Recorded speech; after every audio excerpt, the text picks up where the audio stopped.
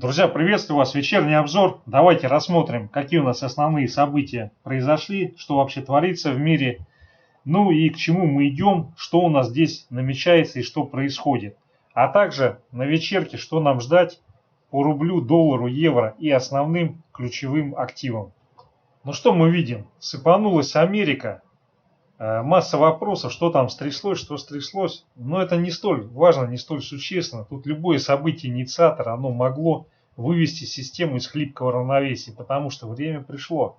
Даже если вот мы с вами попытаемся что-то разглядеть, вот тех стат данных, которые вышли. Ну что там, сальдо торгового баланса хуже. Ну бог с ним. PMI чуть получше, чем прогнозировалось. И значительно лучше, чем в прошлом месяце в сфере услуг. Там по занятости все там более или менее нормально. Но чуть хуже индекс менеджеров по снабжению. Но это все особой роли не играет. Здесь ключевой момент в то, что время для этого пришло. Что там послужило, я не знаю, может кто-то чихнул там в BlackRock или еще где-то. И после этого начали распродавать. Тут само событие инициатора, оно роли не играет. Просто назрело. Но вот смотрите, вот вчера постил сообщение главного советника Альяса о том, что, в общем-то, время пришло в сказку отправиться. Ну, то есть он констатирует, что уже розничные инвесторы, они выдохлись покупать, а опционные позиции таковы, что в любой момент хлипкое равновесие может привести к обвалу. Ну и вот сегодня буквально сразу во второй половине дня постил картинку о том, что сейчас позиция по соотношению опционов, она такая, как, в общем-то, была в те моменты, когда возникает неустойчивость системы и возможность резкого корректирующего движения. То есть здесь все готово. Порох высушен, дрова тоже сухие и готовы для того, чтобы разжечь костер. Все, идеальный шторм подготовлен. Экономика, ну фактически она не восстановилась после кризиса. Много победных реляций. До какого-то момента накачка деньгами, она будет ситуацию немножко, скажем так, искажать. Деньги идут в фондовый рынок, пузырь надувается. Вот. Но эта ситуация, она до бесконечности не может продлиться. Она рано или поздно приведет к тому, что наступит сбой и все посыпется.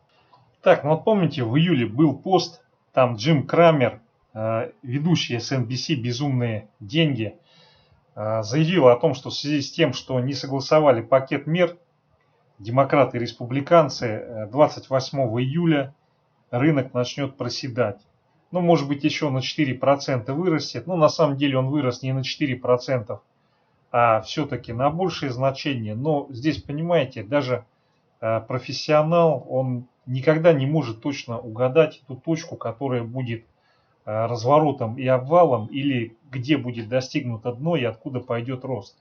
Такие вещи, они устанавливаются экспериментальным путем. Поэтому, ну, как бы Джим Крамер молодец, он, в общем-то, достаточно ясно и четко видит цель, какая будет, как это разовьется.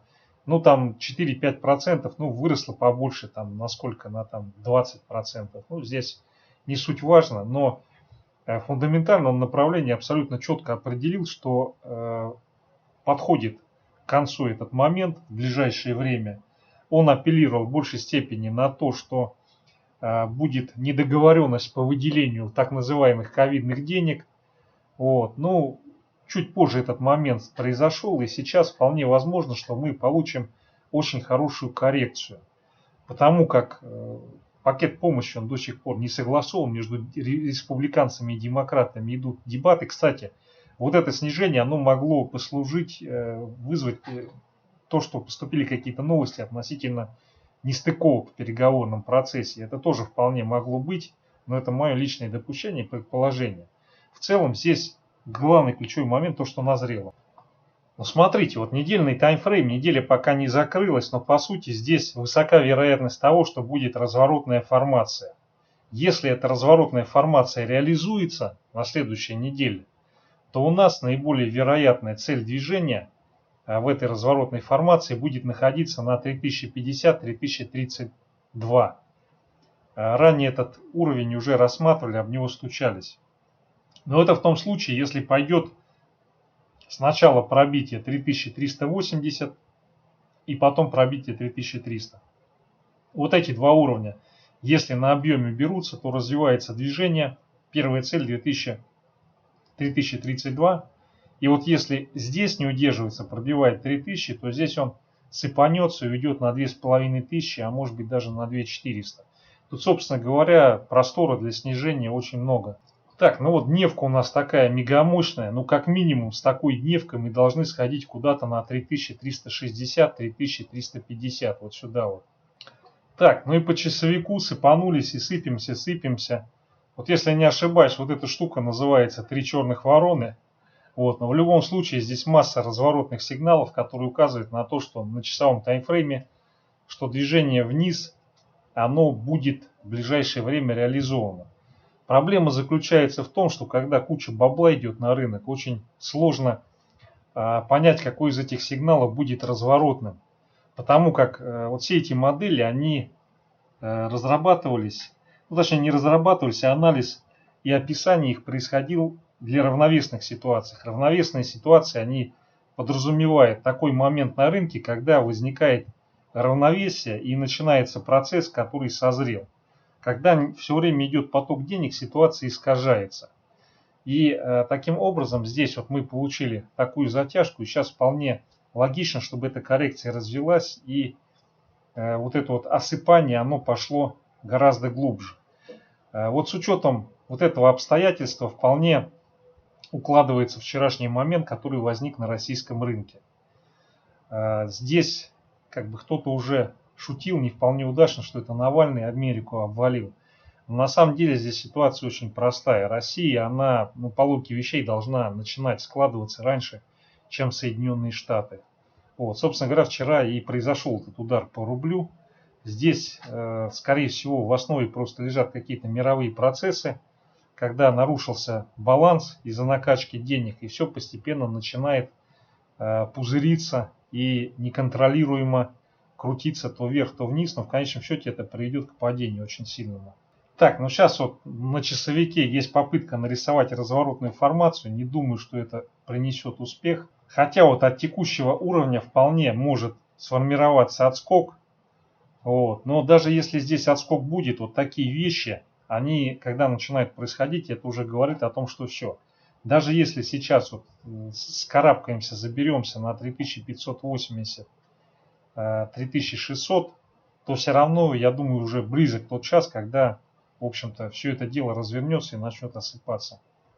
Но смотрите, чудес не бывает. Обращал ваше внимание все последнее время, что ВИКС-то рынок растет, а ВИКС-то не падает.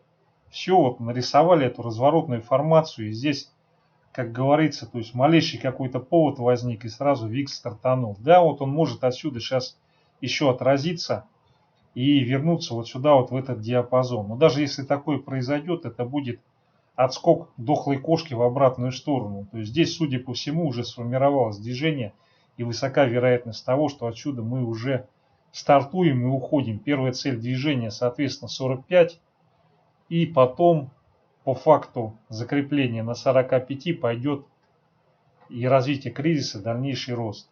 То есть сейчас даже если мы отскочим, если все вернется на круги своя, и по S&P, и по VIX, и по NASDAQ, это, скорее всего, я думаю, временный процесс будет. И в ближайшее время мы либо какую-то ощутимую корректировку получим, либо обвал, что называется, до основания. Так, ну, друзья, по NASDAQ здесь все готово. Разворотная формация, как это называется, если не ошибаюсь, по-моему, повешенный. И все, подтверждение, свеча, подтверждение, все, поехали. Первая остановка. Вот здесь 1950, 10950, потом, соответственно, на 10500 и по шагам. Сейчас даже если будет консолидация и отскок, вот эта вот модель, с учетом того, как это произошло, но это просто писка и дрызка, это завершение растущего движения с очень высокой степенью вероятности. Судя по всему, магия вливаемых бабосов, она действовать перестала, и отсюда, вероятно, уже начнется корректирующее движение вниз.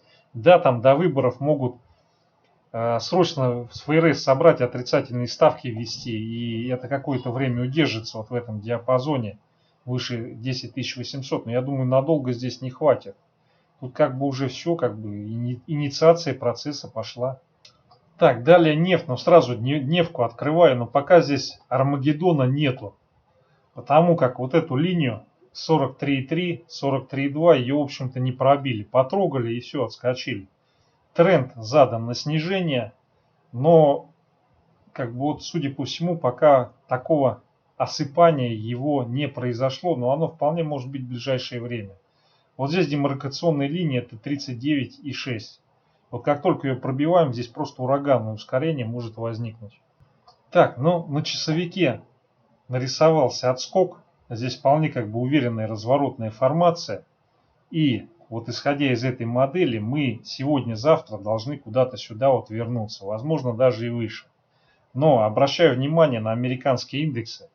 То есть американские индексы, они, в общем-то, указывают на то, что происходит в экономике, по крайней мере, экономике, которая насыщена финансовым левериджем. И если там идет обвал, то, разумеется, нефть, она просто автоматом будет осыпаться. И поэтому, конечно, вот это движение, оно завершается где-то на 44,6, вот здесь вот. Но здесь надо проявлять бдительность. В любой момент, как бы, за Америкой может сыпануться вообще все. Но четырехчасовик здесь говорит о том, что все-таки высока вероятность того, что мы увидим движение на 44,5. То есть 44,5 дальше либо проторговка и набор позиций, либо этот уровень будет уколот и отсюда пойдет сразу обвал. Если здесь задержится, то следующая цель движения отсюда это вот этот диапазончик.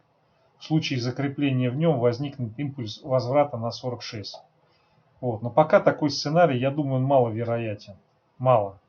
Так, давайте серебро посмотрим. По серебру здесь развернулись, пошло движение вниз, но на самом деле это движение, оно вполне как бы может от 26 вот отсюда откуда-то отразиться.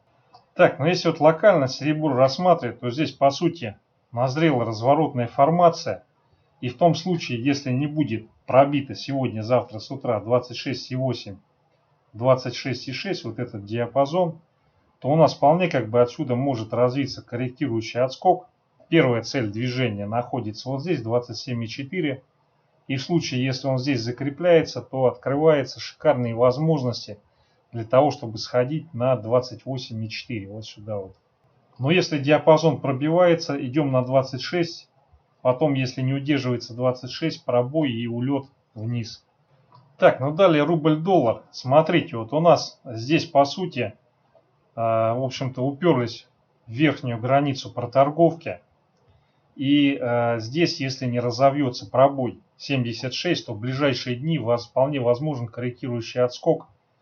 Ну, как минимум на 74,9, 74,5. Вот сюда, вот в этот диапазон. Так, ну и вот на меньших таймфреймах часовик, здесь у нас сейчас идет проторговка, верхняя граница 75,6, нижняя граница проходит на 74,9.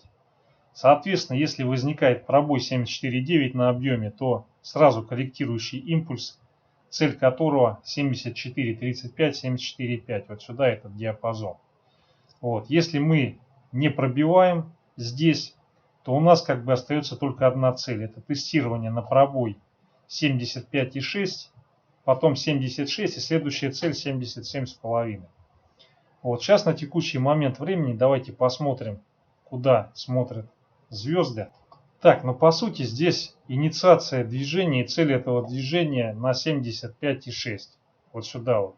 Соответственно, то есть если это движение не пойдет в том случае, если сейчас пробиваем 75,2, в этой ситуации пойдет корректирующий откат, цель которого 75. Далее вот здесь на 75, скорее всего, будет сбор пороха. И в том случае, если не пойдет пробитие 74,9, 74,8, то отсюда после донабора позиций уходим вверх. Это что касается плана на сегодня. Но если недельку брать, то мы, видите, ровненько идем по растущему каналу.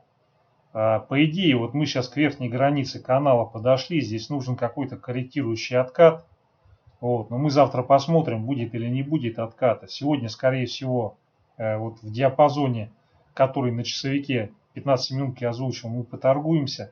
Завтра посмотрим, как будет складываться это движение по тому, как будет начинаться торговый день в Азии и по нефти. Так, евро-рубль. Но здесь у нас по сути по евро-рублю вот прямо напрашивается какой-то корректирующий отскок с целью движения на 88,4. Это исходя из дневного таймфрейма. Сейчас посмотрим более короткие штуки. Так, ну вот если смотреть по часовику, у нас по сути корректирующий откат вот этот завершился. То есть сейчас евро должен расти к рублю. И здесь вот эта фаза движения, она весьма вероятно сегодня приведет к уходу на 89,6, 89,7. Вот сюда, в этот диапазон. В каком случае такого движения не произойдет? Его не произойдет в том случае сейчас, если будет пробито 88,9. Вот пробитие 88,9 сразу организует движение на 88,6, возможно даже чуть ниже. Вот, поэтому здесь, если вот этот уровень ниже не будет взят, то все как бы у нас готово для того, чтобы этот импульс повторить и сходить вот сюда, вот к верхней границе. Так, далее фьючерс на индекс РТС. Но здесь, конечно, сегодня ломанули, но с другой стороны еще не все потеряно. Все не все, но с такими движениями по Америке вполне как бы на следующей неделе мы сюда вот в этот диапазон можем спикировать. Так, ну на сегодня, на вечер, сейчас здесь скорее всего будет корректирующий откат. Ну как минимум вот сюда вот на 123 тысячи, 123 тысячи 200, вот сюда вот этот диапазон. Здесь, если он закрепляется, начинает торговаться, то отсюда сгенерится импульс, который его унесет сначала по тесте 124 200, и потом может его в принципе подбросить на 125 тысяч. Вот. Но на самом деле, я думаю, здесь, как бы если глобально отскока не разовьется по штатам, пока как бы непонятно, но особой энергии, чтобы там был отскок, его не видно. Больше похоже на то, что мы подошли к той черте, после которой все начинает уже сыпаться. Поэтому здесь вот как бы напрашивается движение сюда, максимум сюда, и потом чик сразу вниз. Причем как бы, ну, 120, 400, я думаю, со свистом пролетим. Вот. Но опять же, это только в том случае, если будет вот этот барьер взят, устойчиво взят, пробит и начнется под ним проторговка. Вот. Поэтому сегодня ожидаю какой-то небольшой отскок, но тренд здесь в асфальт. Все, друзья, спасибо за внимание, всего наилучшего.